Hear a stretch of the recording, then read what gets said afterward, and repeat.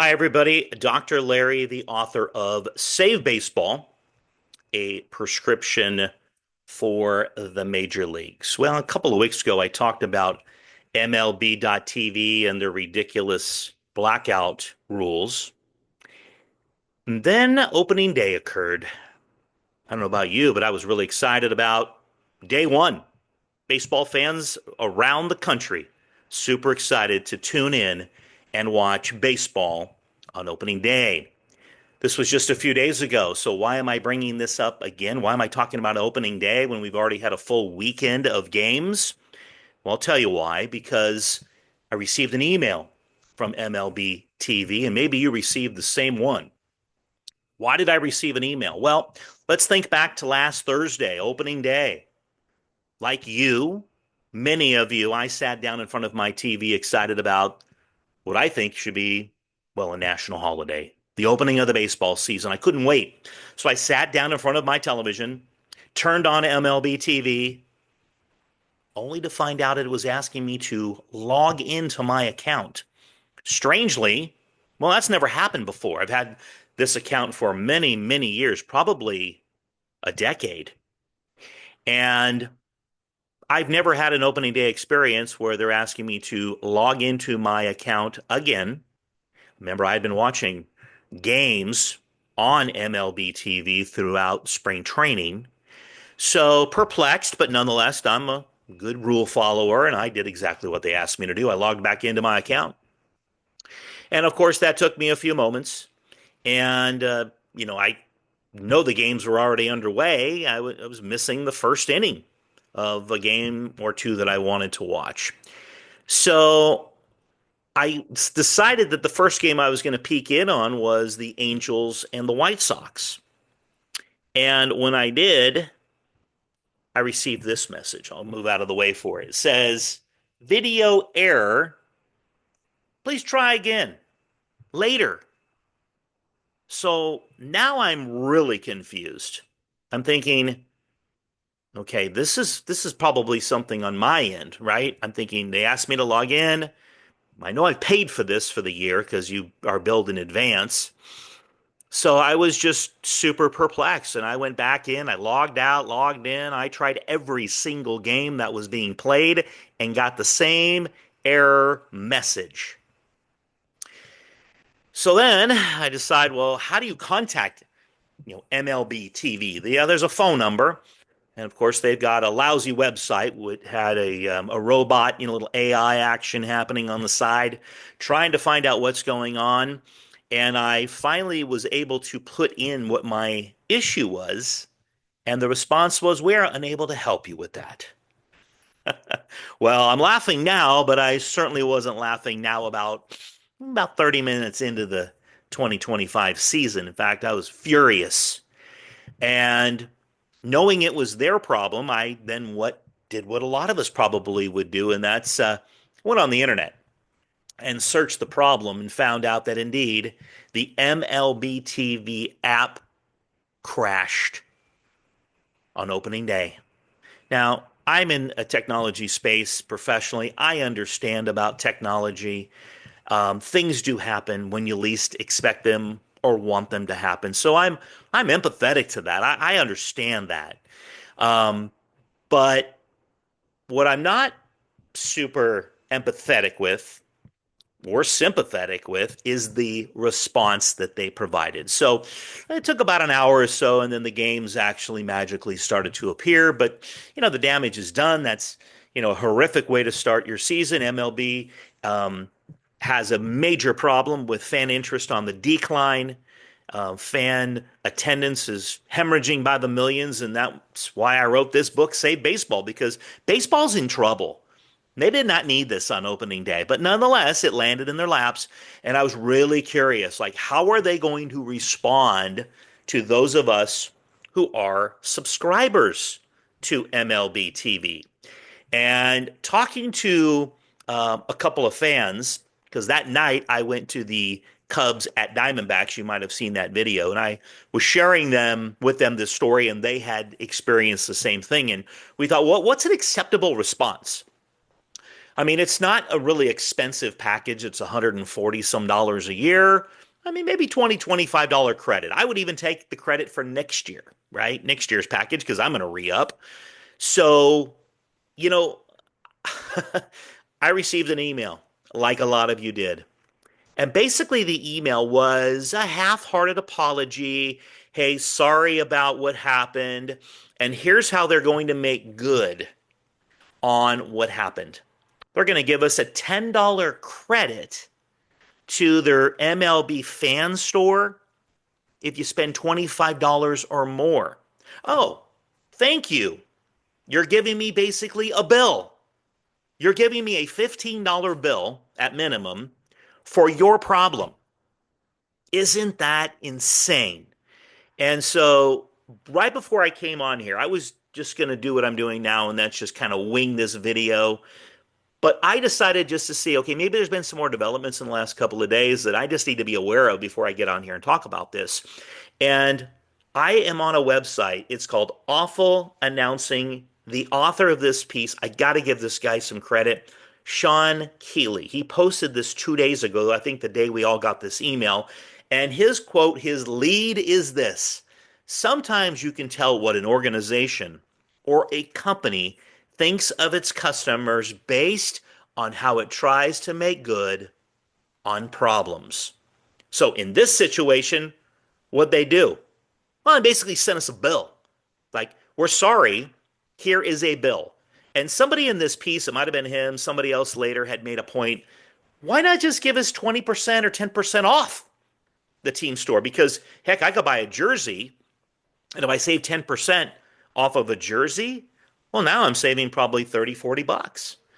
And think about this. Now, my background is I was a sportscaster for 10 years and then I was in education forever. So my experience is not really business. Yours might be. But think of the layers of approval that this went through and throughout Major League Baseball for somebody to say at the end of the day, we're all going to rubber stamp this. We say, yes, let's charge every single customer for our mistake. This wasn't some rogue kid working for MLB TV, working out of their parents' basement who made this decision. This was a decision made by Major League Baseball, by many people who are allegedly smarter than us and make a heck of a lot more money than we do. Companies make mistakes. It happens. This one is absolutely ridiculous. And I am so bothered by it. Of course, I sent him a little scathing email by saying, I'm not interested in your bill that you're giving me. Just send me a $10 credit. I'll be happy with that. That I will certainly take. It's so interesting about MLB and its television package. And we talked earlier about how it's so ridiculous that they black out these games. How about that? How about give the fans one weekend of no blackouts? Who'd sign up for that? I would. That's worth, $10 to me.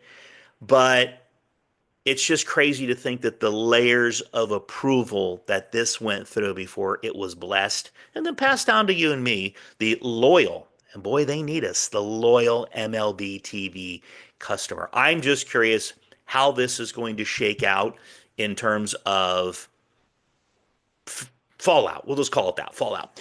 Now, I'm one person, but we see others online here that are just absolutely kind of floored by it. So, nonetheless, thought I would pass this little nugget along to you because you probably received the same thing. And maybe you thought, oh, cool, I'm going to go spend 25 bucks and I'm going to get $10 off. Go ahead. I mean, you certainly have that right. And maybe that's something that, you're interested in. But for me, a consumer, a critical consumer, I am not surprised. MLB continues to kind of fall flat on its face regarding things like this. I wonder how the NFL would have behaved and if their package went down on a particular day. So one thing I mentioned a few moments ago I wanted to address with MLB TV, and I like the fact that they started, and maybe don't hold me exactly to it, a year or two ago, where they brought in what they call the big inning. It's a poor man's version, as I said earlier, of the red zone of the NFL, which I absolutely love. I love it because that's all I watch until Sunday night football comes on. Then I'm a prisoner to watch one game. And boy, does it seemingly go slow after watching a full day of the red zone. But I love the red zone because it is nonstop action, no commercial breaks, and basically I'm watching every single game, and I absolutely love it. Their host is a guy named Scott Hansen. He does a phenomenal job, and I love it. And they don't charge much for it. Don't tell them this, but I'd pay a lot more for it than they're actually charging. So let's talk about MLB's Big Inning, where you can watch four games. By the way, they're picking the games you get to watch. So four games are on the screen uh, at a time maximum, and they determine it's fine which audio you hear from each game. So of course you can't listen to four games at once, so they kind of hopscotch around. What I've noticed, A, is an East Coast bias. I'm a West Coast guy, so it is very heavily um, focused on Yankees, Red Sox, mostly Red Sox. So whoever that kid is in the control room is punching up the Red Sox more than pretty much anybody. I could care less about the Red Sox, but I'm going to watch the MLB Big Inning because if you actually have a game in your local area that's blacked out, you can see it because it's one of the games that might be on at that time. So that's kind of cool. So that's an advantage, but it is very heavily biased toward the East Coast. And I know that's obviously where MLB is housed, and that's where their corporate offices are. But here's something else that really bothers me about it. It's only on for like a couple hours every day, and it's random times. Like you have to almost like get lucky enough to see their schedule for the week ahead or the next few days. It'll start at 11 a.m. It'll start at 3 p.m., 5 p.m., 6. They're all over the place. So um, that's based, I'm sure, on how many games are on during the day or the evening. Um, that I get, but they should have it a little bit more uniform. And the other thing that is annoying is on the West Coast, it often ends at like 8 or 8:30 p.m. I don't know about you, but like the Dodgers, Giants, I don't care. Pick a West Coast team, D-backs, Padres, Angels. At 8:30 at night, those games are most of them not even half over. Close to it, perhaps. Or they're in the latter innings when actually it's getting excited, and all of a sudden it's like signing off, good night, everybody. And now you're kind of left thinking, okay, now I've got to go back and watch one game at a time, a lot less exciting and appealing and engaging. And if it's a game that's in my market that MLB has blacked out, I don't get to watch it. So they've kind of teased me for like 2 hours, maybe. Maybe it's, well, I now live in Arizona. Maybe it's the Diamondbacks. I'm watching the Diamondbacks, and now they pull the plug on it. So I got an idea of why they do this because I was in television for a decade. They have a host, and they have a couple of different hosts who do a fine job. Um, and I'm sure they're paying this person clearly. And now it's 11:30 on the East, and this person's day is over. And they're like, "Okay, Charlie, punch out, and now we're going to end our telecast." Well, let me give MLB TV a little tip. Number one, we don't need a host. We don't need them. They're not telling me anything that I don't already know and can find out. They do a fine job. I'm not ripping them. I'm just saying they're not necessary. You can simply put four games up and just go around the dial, go around the screen, pick a game. They go to commercial, put another game up. Let's do that and have it go all the way until every game has concluded. It's not costing them any more money, except they're going to have some kid in the control room just pushing the button on which games to play. And I got to believe somebody's working in that control room anyway because they're monitoring their amazing app anyway. So let's just make sure that they make that adjustment. So don't let me be the only voice. I mean, get on social media, uh, try to contact them. Good luck with that, by the way. Um, and see if you can voice your opinion somewhere to say the MLB Big Inning. I'm giving you what to say. MLB Big Inning should have a uniform start time, and it should end when the last game on the West Coast is over. This is something that's been grinding on me for quite some time because I'm in the West. I want to watch the games, and they pull the plug on it at 8:30 my time. So tell me if I'm out of my mind, if I'm crazy, if I'm overreacting, or if you agree with me. And what are we going to do about it? Because at the end of the day, we are the consumer.